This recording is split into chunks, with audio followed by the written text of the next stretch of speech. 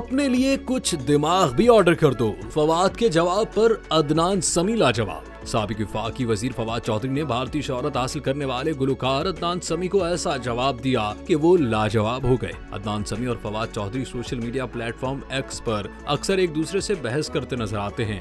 हाल ही में अदनान समी ने एक्स पर अपनी तस्वीर लगाई जिसमें वो अपने नए इन एयर मॉनिटर्स कान पर लगाए हुए थे जिस पर भारतीय परचम बना हुआ था। एक्स पर इस पोस्ट पर फवाद चौधरी ने लिखा कि कुछ दिमाग भी ऑर्डर कर दो, एयर प्रो तो तुम्हारे लिए काफी छोटे हैं। जबकि फवाद ने अदनान की इस पोस्ट पर हैशटैग साडा बम वापस करो का भी इस्तेमाल किया। इस कमेंट से अदनान समी इतने जिच हो गए कि उन्होंने खामोश होने में ही आफियत जानी और फवाद चौधरी की बात का जवाब नहीं दिया, वरना इससे कबल वो कुछ न कुछ जरूर कहते थे। गुलकार अदनान समी पाकिस्तान छोड़कर भारतीय शहरियत हासिल कर चुके हैं। वो भारत से अपनी वफादारी साबित करने के लिए अपने पुराने वतन पाकिस्तान के खिलाफ बोलते नजर आते हैं।